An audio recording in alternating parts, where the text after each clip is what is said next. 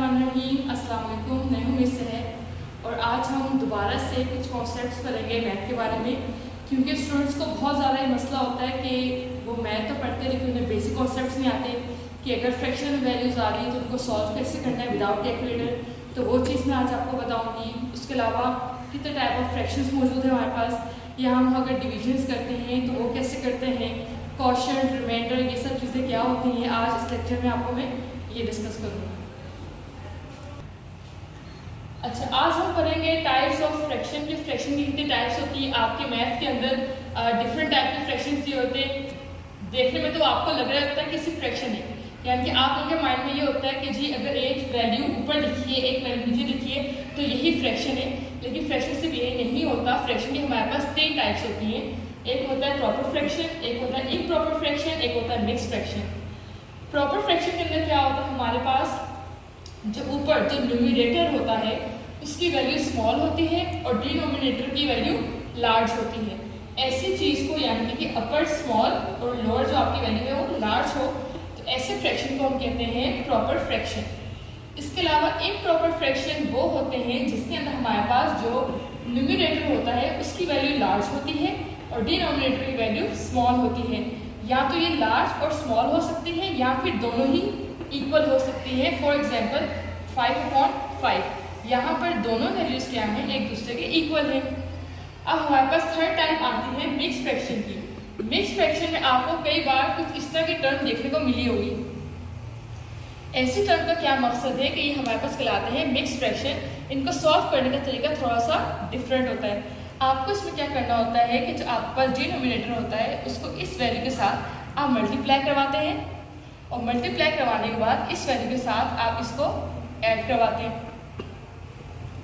जैसे कि यहाँ पर 2, 3 और 4 लिखा है तो 4 2 ज़ा 8, देन प्लस 3 और नीचे आपका 4 मौजूद, 8 + 3 11 और नीचे 4 मौजूद है। तो यानी कि आपके इस मिक्स फ्रैक्शन की जो वैल्यू आई है वो 11/4 है। इसके बाद बात करते हैं हम changing fraction into mix fraction. अब यानी कि हम फ्रैक्शन को मिक्स फ्रैक्शन में चेंज कर रहे हैं, या आप कह सकते हैं कि चेंजिंग इम्प्रॉपर फ्रैक्शन, क्योंकि यहाँ पर अपर वैल्यू जो है वो लार्ज है और जो डिनोमिनेटर है वो आपका स्मॉल है, तो आपके पास इम्प्रॉपर फ्रैक्शन है। तो आप कह सकते हैं कि changing improper fraction into mix fraction. अब इसको चेंज करने का तरीका क्या है, आपको ये पता है कि अगर हमारे पास फ्रैक्शन में वैल्यू हो तो जो डिनोमिनेटर होता है वो हमारे पास इस रूट के डिवाइजर के बाहर होता है। अब आपको क्या करना है, जो न्यूमरेटर है उसको आप अंदर रखेंगे और जो आपका डिवाइजर है उसे आप बाहर रखेंगे। अब यहाँ पर आप इसको जब सॉल्व करेंगे तो 5 4 ज़ा 20, 5 4 ज़ा 20 और जब आप 22 में से 20 निकालेंगे तो 2 बचेगा। यहाँ पे आपको मैं साथ ये चीज़ का बताती चलूँ, हमारे पास इन चीज़ों की भी नेमिंग होती है। अगर आपके इस रूट के बाहर लिखी हुई वैल्यू मौजूद है तो इसे हम कहते हैं डिवाइज़र, और जिस चीज़ से आप कर रहे हैं वो ऊपर वाली चीज़ कहलाती है आपका क्वोशिएंट, और जिस चीज़ को हल करने के लिए आप लगे हुए हैं उस चीज़ को हम कहते हैं डिवाइडेड। और जो लास्ट में अगर आपका कोई नंबर बच जाता है ज़ीरो के अलावा तो उससे हम कहते हैं रिमाइंडर। बल्कि अब ज़ीरो को भी रिमाइंडर में ही काउंट करते हैं, यानी कि कुछ भी नहीं। अब यहाँ पर क्या है, अब जब मैं इसको इम्प्रॉपर फ्रैक्शन को मुझे चेंज करना है मिक्स फ्रैक्शन के अंदर, और मिक्स फ्रैक्शन आपको पता है कुछ इस तरह की हालत में होता है।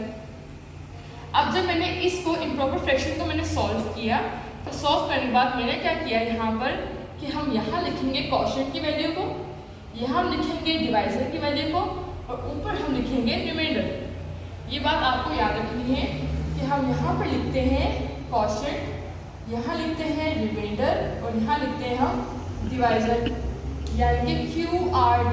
इस तरह से आप इसको याद रखें कि हम इस तरह से मिक्स फ्रैक्शन को हम शो करते हैं addition, subtraction, multiplication and division of fractions. यानी कि अगर आपको फ्रैक्शंस के अंदर वैल्यूज को दे दिया जाए तो आप उनके दरमियान एडिशन, सब्ट्रैक्शन, मल्टीप्लिकेशन और डिवीजन को किस तरह से सॉल्व करेंगे। यहाँ पर एग्जांपल है 2/4 + 3/2। यहाँ पर देखा जाए तो हमारे पास जो दोनों वैल्यूज है वो फ्रैक्शन में मौजूद हैं। एक हमारे पास प्रॉपर फ्रैक्शन है, एक हमारे पास इम्प्रॉपर फ्रैक्शन है। अब यहाँ देखा जाए कि दोनों के दरमियान हम प्लस को किस तरह सॉल्व करेंगे, तो एक बात याद रखिएगा, अगर हमारे पास डिनोमिनेटर यानी कि हमारे पास जैसे 4 और 2 लिखा हुआ है, अगर ये डिफरेंट हो तो उसको हम सॉल्व कैसे करते हैं? By cross multiplication. यानी कि इसको सॉल्व करने का तरीका कुछ इस तरह से होगा कि आप ये सामने की वैल्यूज को मल्टीप्लाई करवाएंगे और फिर क्रॉस करवाएंगे इन वैल्यूज को।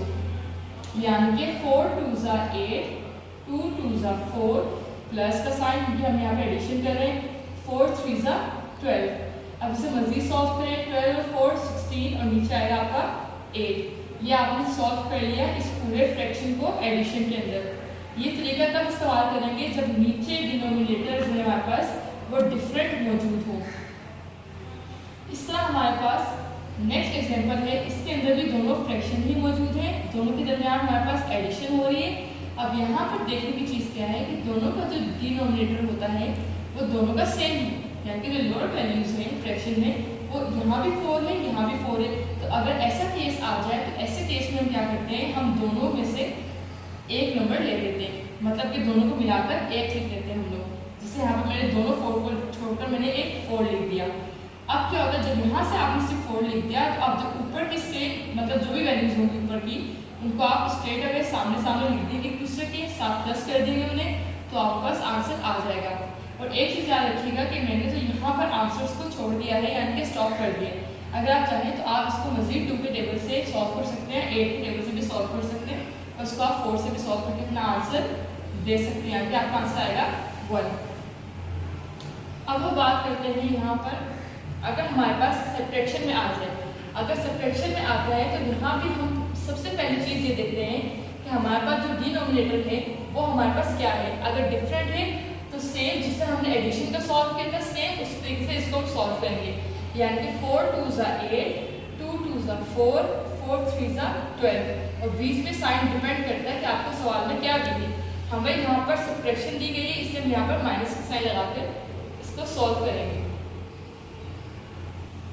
अब हमारे पास जब इन्हें आप माइनस करेंगे तो आपके पास आंसर आएगा माइनस का 8 डिवाइड बाय 8। अब इसको भी आप मजीद सॉल्व करेंगे तो आपके पास आंसर आ जाएगा माइनस का 1।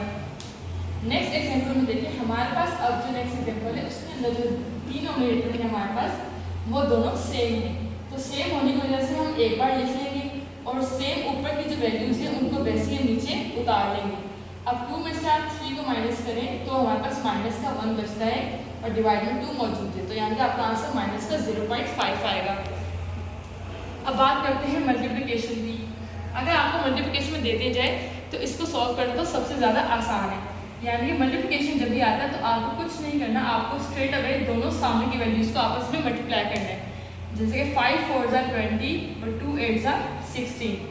और यहाँ पर मजीद मैंने इसको सॉल्व किया है, यानी कि आखिरी आंसर बस 5.4 है।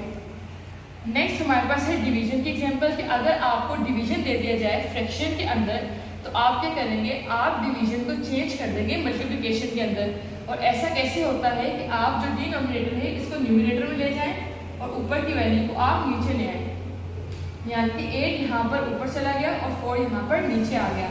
तो ऐसे करेंगे जब आप तो ऑलरेडी आप मतलब आपका खुद ब खुद ही साइन जो है डिवीजन से मल्टीप्लिकेशन में कन्वर्ट हो जाएगा। अब यहाँ पे अगेन मल्टीप्लिकेशन आ गई तो आप स्ट्रेट अवे इन दोनों को आपस में मल्टीप्लाई करवाएंगे। 5 8 40 और 2 4 8। ये आ गया आपका आंसर। उम्मीद है कि आपको इस वीडियो के अंदर एडिशन, सब्ट्रैक्शन, मल्टीप्लिकेशन और डिवीजन के बारे में कॉन्सेप्ट थोड़ा सा क्लियर हो गया होगा। एक बात और बताते चलूँ कि अगर हमारे पास कोई ऐसा केस हो कि नीचे आपकी कोई भी वैल्यू ना लिखी हो, चाहे ये एडिशन में हो या सब्ट्रैक्शन में हो, अगर नीचे कोई वैल्यू नहीं है तो आप क्या करेंगे, आप नीचे 1 को एज्यूम करेंगे। आप अपने ख्याली तौर पे 1 को रखेंगे और फिर सेम उसी तरीके से आपस में इनको क्रॉस मल्टीप्लिकेशन करवा देंगे। इस लेक्चर के अंदर मैंने कोशिश की है कि आपको वो सारे कॉन्सेप्ट क्वेश्चन के हवाले से बता दूँ जो कि आपके मैथ के अंदर आगे इस्तेमाल होंगे, क्योंकि स्टूडेंट्स इनको हल करने में कुछ मिस्टेक्स कर देते हैं। तो उम्मीद है कि आपको वीडियो अच्छी लगी होगी। अगर वीडियो अच्छी लगे तो लाइक, सब्सक्राइब और शेयर जरूर करें। इंशाल्लाह मिलते हैं नेक्स्ट लेक्चर के अंदर। तब तक के लिए अल्लाह हाफ़िज़।